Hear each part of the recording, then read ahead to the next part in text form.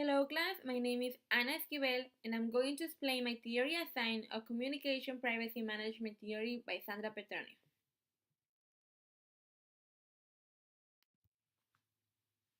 First, we need to have in mind what is the definition of this theory.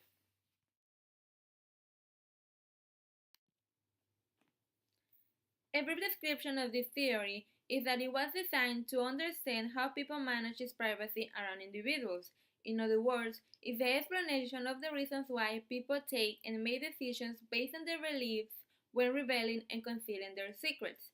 As I already mentioned, it was created by Sandra Petronio.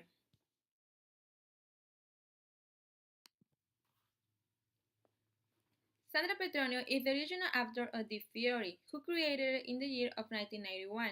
She is from the city of New York. She has a bachelor's in interdisciplinary social science, a master's in social psychology, and a PhD in communications from the University of Michigan.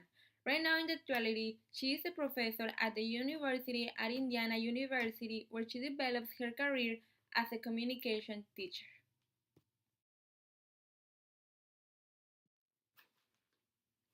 Now that we already know who is Sandra Petronio and what is the definition of her theory, I'm going to explain the three main parts of how this theory is divided.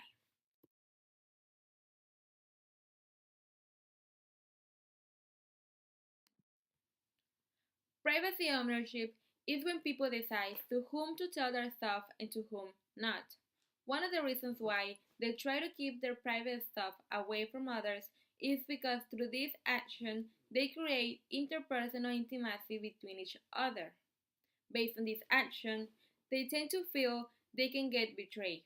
That is why they rather to keep their private information isolated from the people because they have the right to it. In this second part of the theory, it involves the privilege that people have of being able to choose the individuals they want to share their information with. In other words, it means that they're able to select the kind of people they want them to know.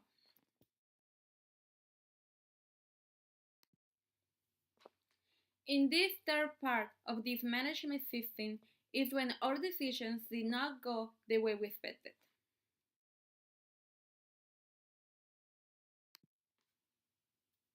In this part of this management theory, people tend to show sad emotions because of their wrong decisions in the past.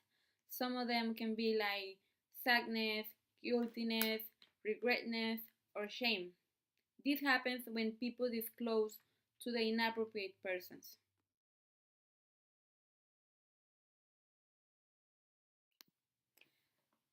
The first core principle is when they feel they have the right to control their privacy. The second one is when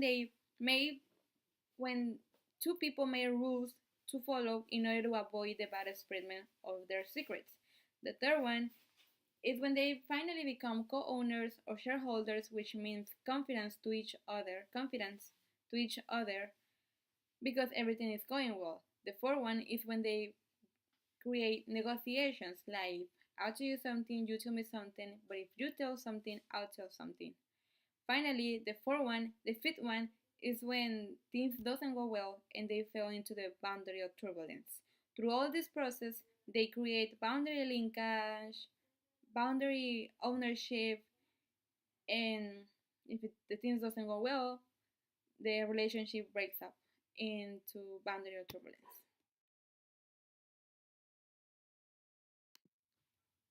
Finally, I'm going to show and provide my story so you can have a better understanding of my theory, which is called Mismanaged Trust Between Friendships. My story is called Mismanaged Trust Between Friendships.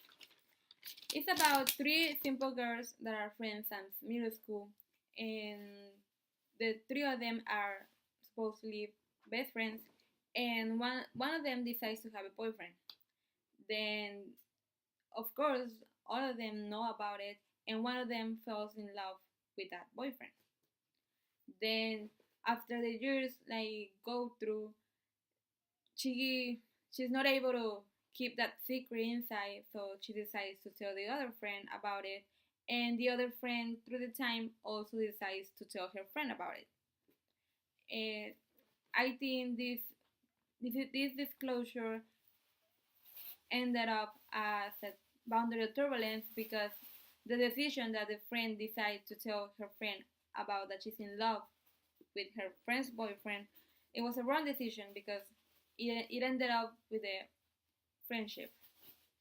Why some of the causes of this action can be culture. Some people are not able to lie because they have been taught since they're kids of always saying the truth, or also it can be gender.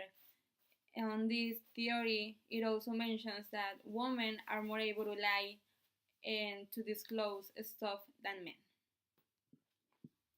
Well, this is the end of my video, and I hope you enjoy my video, and after seeing this video you have a better idea of the meaning of communication privacy management means. Thank you.